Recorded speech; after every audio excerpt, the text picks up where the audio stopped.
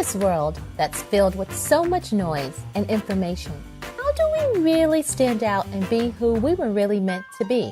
In this podcast, we focus on injecting you with positivity, optimism, and strategies, all centered around helping you be who you were always meant to be in business and life. Be inspired to show up in your own skin to learn strategies, habits, and skills from others as we share our own life journeys and stories.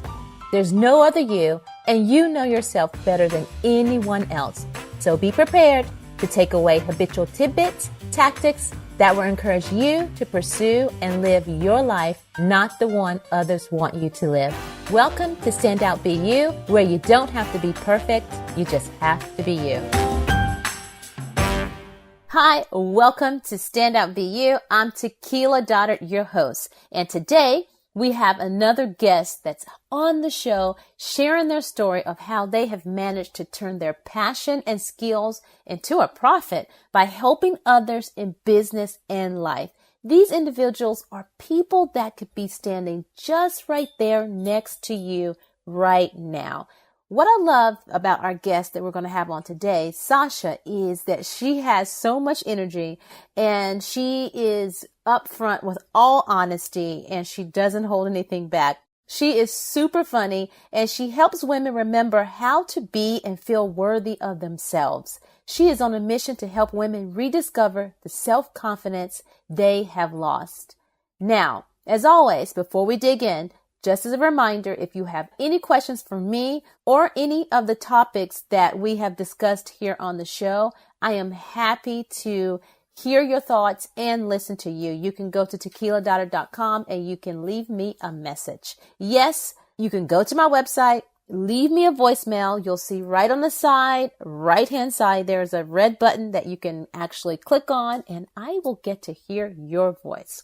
Okay. So let's get started and let's welcome Sasha to the show. Sasha, welcome to Stand Out Be You. Tell us a little bit more about you and fill in the gaps. Oh, thank you so much, Tequila, for having me on your show. I'm excited to be here. Well, I am Sasha of Scattered Sasha.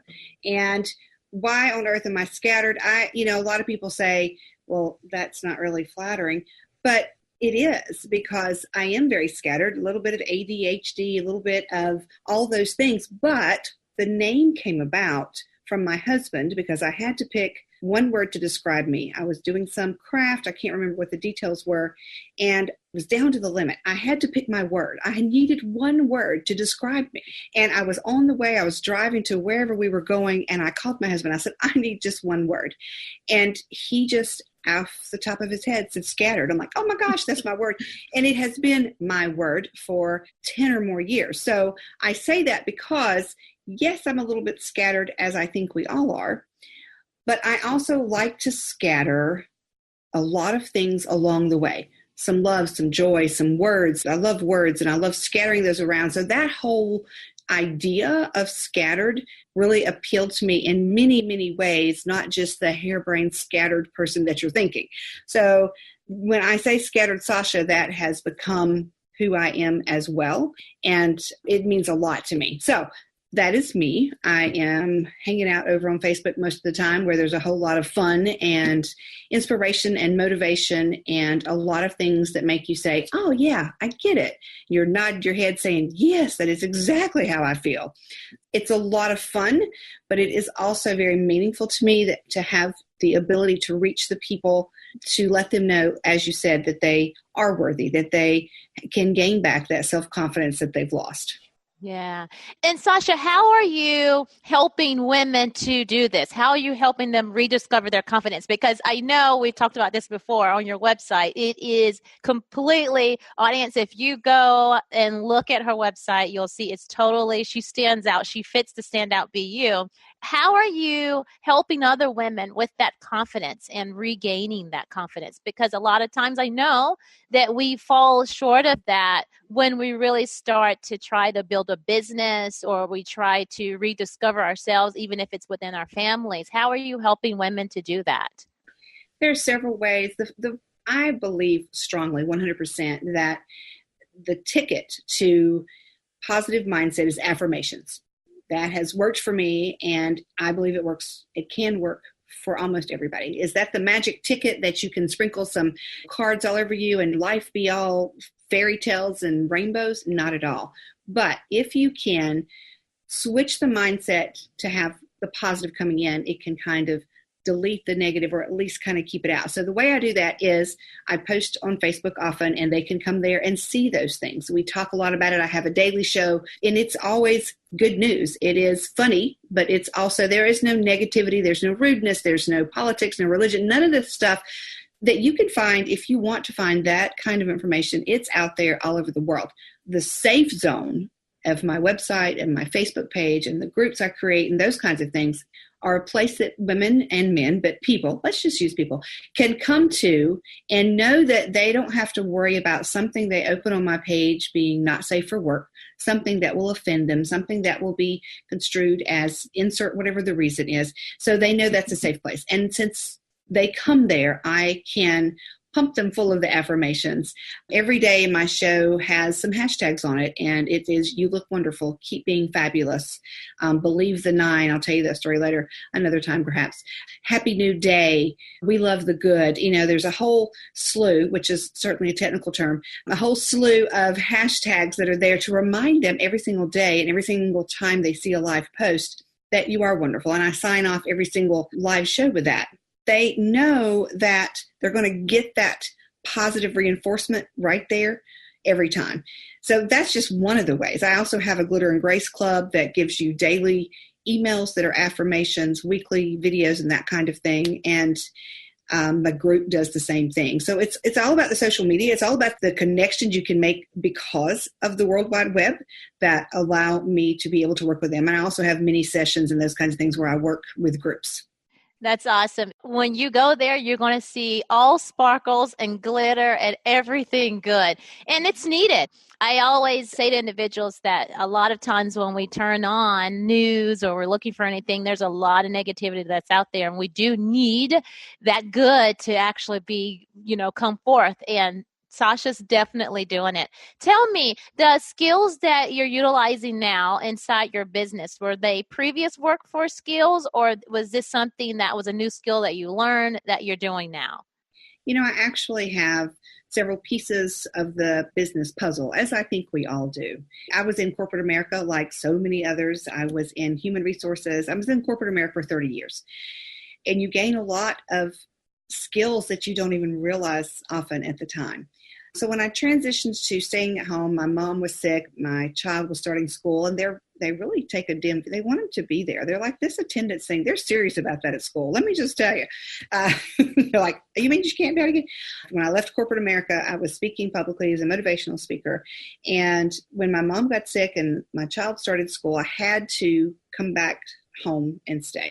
So I had to kind of figure that out. And I started a Facebook page really just out of, I need something to do. And, I couldn't go out and speak. And at the time, this is 6 years ago, so Facebook has changed drastically since then. So it just kind of built, and I learned as I went as far as the Facebook page went. Fast forward several years, and my audience is large and the engagement is good, and I'm very fortunate that they appreciate and like the things I post. And people kept asking me, how did you do that? How did you do that? How did you do that? So I turned that into a business. And so to answer the first part of your question, that was very much a learned skill that I learned 100% on the job. You screw up a lot and you learn a lot as you go along. That's the only way to learn, in my humble opinion. So I actually do a lot of Facebook training. Now, the business courses, again, corporate America for 30 years, I owned a networking company, still do. And those skills I also teach as well in the business side of it. And then you flip the switch just a little bit, not much, but you have the mindset motivation. And I have been working in that field for years and years and years and years and years. I didn't have that quote unquote title, but when you're in human resources, when you are doing those kinds of things, that is just a piece of it. When you are leading a team, you absolutely better believe you're doing some mindset motivation. And if those team members are sales that are commissioned, oh yeah, there's a whole lot of mindset motivation there, a lot for all of us involved. So I use those skills to kind of feel my way through. And we talk about businesses, we talk about individuals, and a lot of times when you think about motivation, you don't think about business people. And what I have discovered is, I don't care if you've been in business for 5 minutes or 5 years, you have the self-doubt, you have the questions, you have the, am I worth what I want to charge? And, oh, they're never going to pay that. And who am I to think I can do this?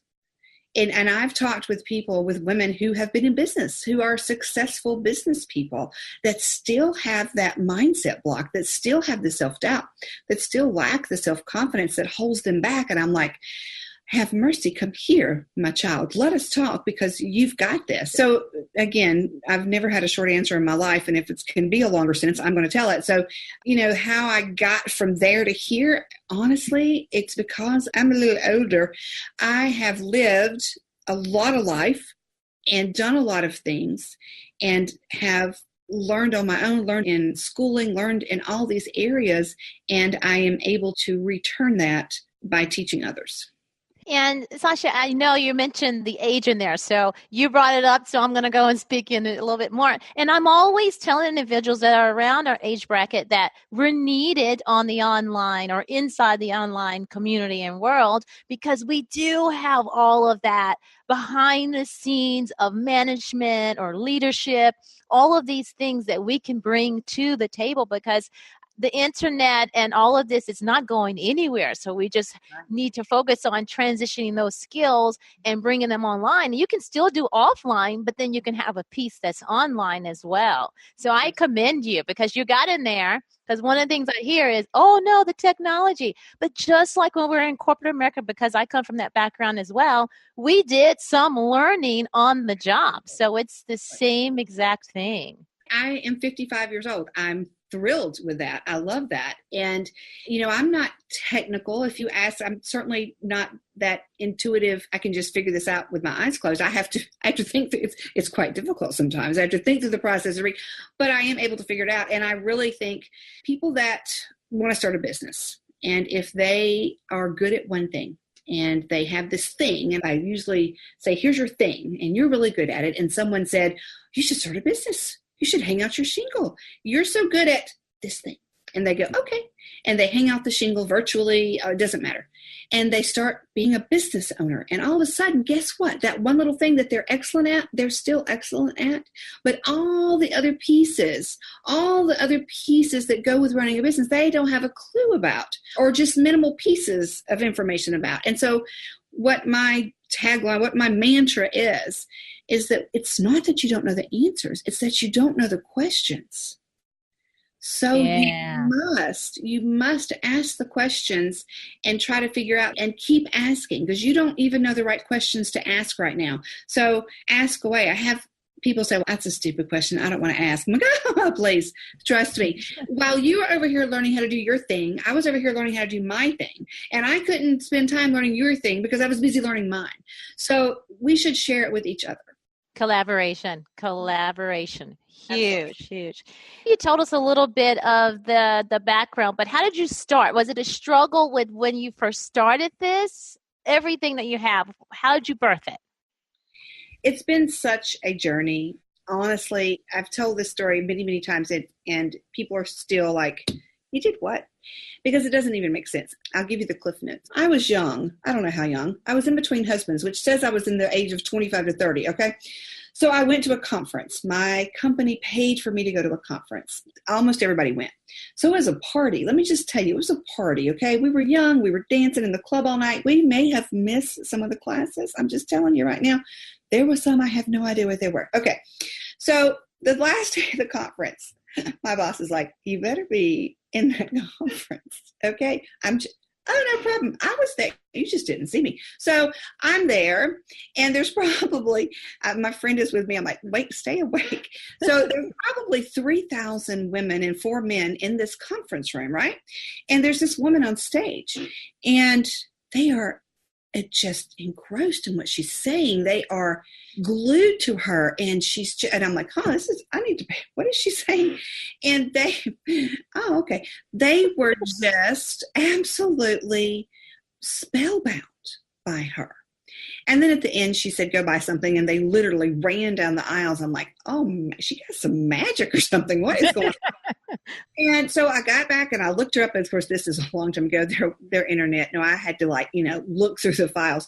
And I said, motivational speaker.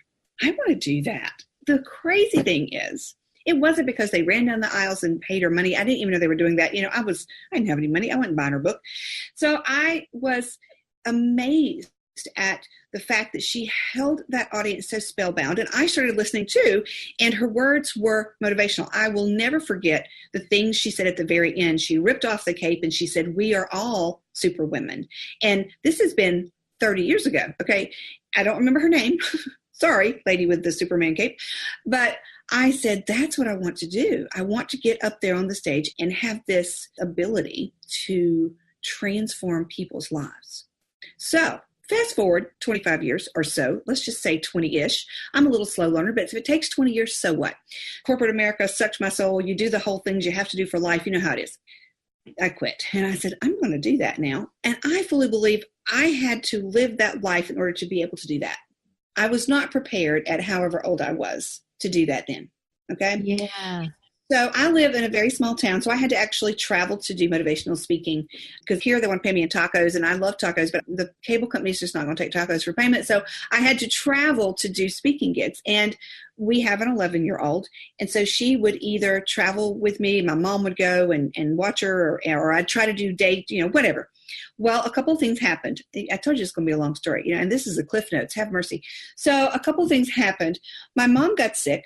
And the child started kindergarten. And like I said, they're very specific about attendance in public schools. I'm like, you really need she every day? Okay. So I had to stop traveling. My husband travels full time and he makes a real living doing it. So I had to stop and taking care of my mom and getting all that thing settled. And I said, I got to do something. So I started this Facebook page. It was 100% just something to do. And it was fun. I was posting some stuff. And again, this has been 6 years ago. Posting some stuff. People were starting to like some things. I'm like, well, this is fun. So I started posting some more. And it grew, not drastically, but after, 10 months, I had about 15,000 folks who were watching and looking. And at that point I said, I should really try to make some money because I had been out of work. I was caring for my mom. I'm like, I need to buy some tequila and pay for my telephone bill. So I said, how am I going to do this? And I said, here's a great idea. I'll get some cups with some fancy sayings on them and I'll take them to a vendor event. I still didn't connect the dots with the Facebook. Remember 6 years ago. Okay. And I took them to this vendor event. You go, there's a festival and all this stuff and people buy stuff, right? Well, fate intervened. Karma flew over. Everything, the universe spoke and said, I don't think so. It was an outside event and it rained the entire time. I didn't sell a single cup. I gave away 2 to the friend who helped me. So I said, I now have birthday presents and Christmas presents for my family and friends for the rest of my life because there's 98 cups in the back of my truck. So what am I going to do with all these cups? I came home on a Saturday and my husband was like, oh, how'd it go? Well, not really that great, but that's okay. The next day, just as an afterthought, I put them on Facebook and said, hey, I got these cups. Anybody wants one, send me a message. And immediately, 15 people immediately sent me messages. I'm like, this might be interesting. Well, I had no idea what I was doing because I knew the thing, okay? I knew this thing. I didn't know all the other things.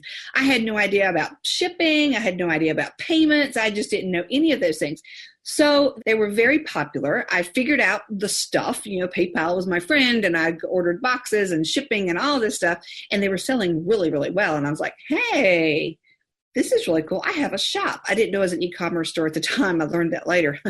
And I kept learning things as I went along and I kept adding things to the shop and the page kept growing. So I kept adding different things and removing things around trying to figure this out. And with e-commerce is hard, y'all. For y'all that are doing it, God bless you. It's tough because as a small business owner, unless you can order thousands of something, you're going to pay a higher price and you want to be able to have things that people can afford. And it's just tough. You're going to make very little. I shouldn't speak for everybody. I made very little profit because I couldn't order thousands and thousands of things. It was just me sitting here in this extra bedroom trying to figure this out. So something happened, and that happened in September of 2015. I had been switching out products and doing still funny things. I mean, the cups that I created said, let's just pretend this is sweet tea, and it was a tumbler, and I had this, let's pretend this is coffee, and those kinds of things. So I wanted to create something. I had lost my mother. She passed away in April of 2015. And I wanted to create something that was tangible, that people would be able to hold in their pocket or hold in their hand or keep in their car or whatever, something small to remind them that they were going to be able to get through whatever it was they were struggling with. And so I thought long and hard and finally came up with a little wooden token, if you think about a button, but it was a token. I chose the word unbreakable. The reason that I chose that word and the reason behind it all, and again, I ordered 30 because you don't know. They came in the mail. I ran outside because it was almost dark. That doesn't seem important when I say it now. And I snapped a picture holding it up with my thumb on the thing. Here's the unbreakable token. And within minutes, those 30 sold. And I was like, So I called the next day, business day, I was like, I need to order some more. So I called the vendor. Before that phone call happened, I had sold 100. And I said, can you do 100? Within another 3 or 4 hours, I'd sold another 100. So I said, how many can we get and how quickly? Now I say that not to say that I was making tons of money. You remember I just said the profit is very, very low. What happened next is what changed my life. And that sounds like a huge, gigantic statement to say, but it truly did. People started ordering them in great quantities to give to friends, to give to their team, to give to people that were struggling. I got emails after emails after emails and stories after stories after stories about people who kept that with them when they were struggling, and they would look at that token every day. One specifically, a mom ordered 4, one for her and one for each of her 3 kids, and her son was going off to boot camp, and she gave it to him, and she told me the story about how she had given it to him, and he just wasn't sure what it was, and she said, you'll understand one day. Well, 30 days passed because they can't write or can't have any contact for the first 30 days, and he wrote her a letter, and he said, I understand now. I kept this in my pocket the entire time, and when I was really struggling, I knew it was there, and I knew I could get through this. And it was those kinds of statements and those kinds of messages and those kinds of emails that I continually got and continue to get that made me realize that I had a platform that was powerful enough, not that I was powerful enough, but the platform was powerful enough that I never had this kind of reach when I went out and spoke in person. I love and adore doing that, and I still do that. But I was able to reach many more people and make a difference in their life with this platform. And at that point was when the switch happened for me. And I became very intentional about being that kind of provider, for lack of a better word, that kind of person who gives them the empowerment and affirmations that they need. Because if that little token makes that much of a difference, think about if I were actually intentional about it, what a difference I could make. So how did I birth it? Quite by accident. I have an accidental business. And at this point, I have closed the shop. Again, it's a tremendous amount of work, and I adore a lot of the things, but it is not something I do. The tokens came up again, and somebody, like 3 people have said, do you still have the tokens? I'm like, no, but I could be convinced to get some more. Yeah. Well, what I heard there, Sasha, was a lot of this was your journey, and you talk about that on your website. And it doesn't matter how long it takes you to get to where you're trying to go. It's your journey, and your journey is different than my journey. But in the end, it's how you feel, and it's stand out, be you. That's what you did. You stood out. You stood firm into what you believe in and what's inside of you, and you're able to make it happen. Yeah. I talk a lot about your journey, and that is, you're absolutely right. It is, and that your journey is full of potholes and sunny days and dead ends and left turns and right turns and U-turns, and everyone's is different. And you have the map in your back pocket. You just have to pull it out and decide where you're going. What would you recommend to individuals? Something that they want to do something new. And we've all been there, and we are on this same path, this same routine over and over again, day after day, and we want change, but we're afraid to move forward because, and I always say, it's not that you're afraid to move forward, it's the unknown. But once you overcome the unknown, which is what you did, you're able to move forward. What would you recommend to someone that they're where you were before, they want that change, they want something different? What would you recommend them do? I'm a planner, so I typically will plan every little minute detail, and then I'm going to study it, and then I'm going to look at it some more, and then I'm going to think about it some more, which is insane. But that's in my DNA. So I tell people to meet somewhere in the middle, take the leap. And I think the biggest thing, you talked about the fear of failure. I think the biggest thing is that fear, that what if, that should, they get should all over, that what if I do this and what would happen next? So I tell them, make a list. What is the worst possible thing that could happen? Will you die if you try this and fail? That's the first questions you have to ask. And if the answer is no, then you get a big old check mark over here in the go for it. Okay. And of course, we have to be realistic. Will it deplete all your funds? That's another important question. If you fail, will it destroy your life? Those are the questions. And that sounds foolish. And they go, well, no. Okay, then. So what could happen if you succeed? And I'm a list person. You can't see all the 27 index cards I have here, but I'm a list person. And write down what could happen if you succeeded, and what could happen if you failed, and what would happen if you never tried it. And when you have it laid out like that, it's like, oh, well, let me just go over here and do this real quick and get it over with. It's like eat the frog. Just do it.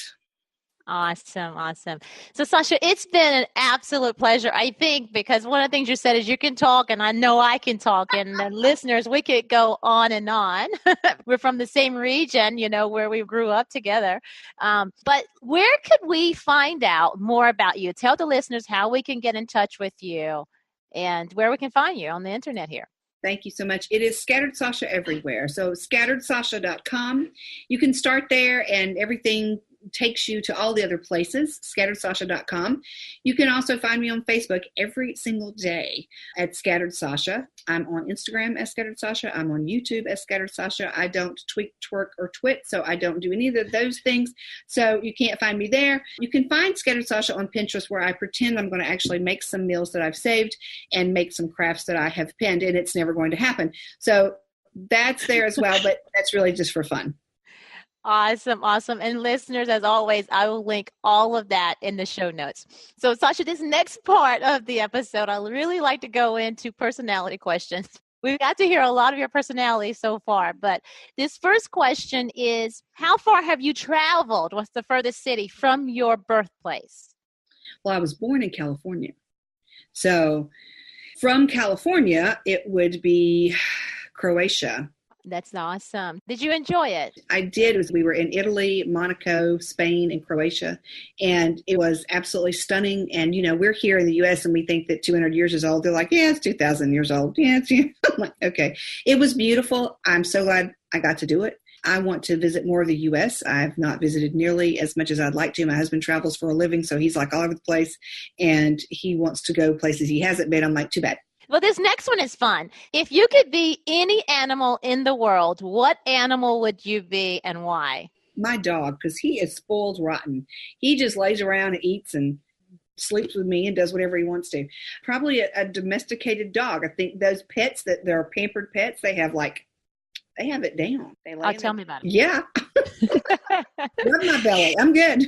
Exactly. If you could go back in time and talk to your 10-year-old self, what would you tell yourself about life? That's one of the very first questions I ask. I do a tonight's question every single night on my page, and that was if not one of the first that I ask many, many years ago. And it's always different for every single person each time they answer again. And I think what I would tell my 10-year-old self is keep trying and don't believe the naysayers. Don't believe the negative. You're going to be okay.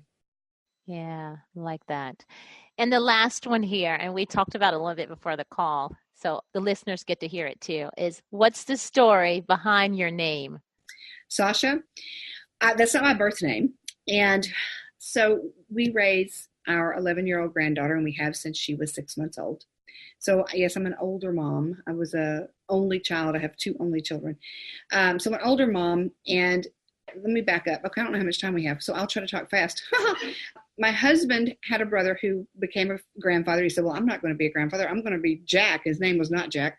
And my husband said, well, I'm not going to be Pa. I'm going to be Mac Daddy. And I'm like, well, if you're Mac Daddy, I'm not going to be Grandy. I mean, come on. This was before we had any grandchildren, okay? We were planning our grandparent names way before we had any grandchildren.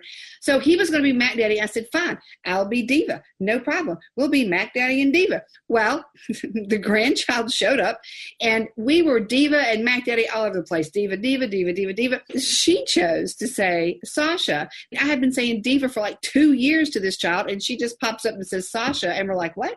And never anything else. We have no idea where Sasha came from. We don't know anybody named Sasha.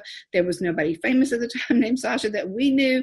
And now that is my name. Those in the world that know me call me Sasha, except my daddy, who still calls me by my birth name, and I'm surprised every flipping time. Oh, yeah, that's me. I love it. I love it. Sasha, you are a hoot. I've so enjoyed having you on the show. Do you have any final words that you would leave for the audience that's listening in on this today? Be bold. Don't be afraid. Don't listen to the negative people. This is not meant to be promo, but go to the YouTube and listen to Believe the 9, and that will change the way you think about yourself. Thank you for that. There you have it. Final words from Sasha herself. And again, everything will be linked in the show notes. And everyone, as always, remember to stand out, be you, and that you don't have to be perfect. You just have to be you. And until next time, chat soon.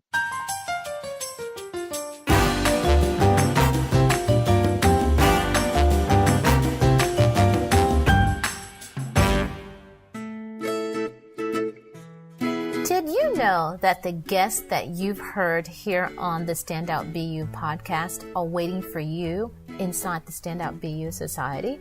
I'm there too. We are hosting mini trainings and webinars to help you get started on your journey. You can ask questions and even connect with others that want to stand out in business and life as well. Go to tequiladodard.com/community to join us. Again, that's tequiladodard.com/community.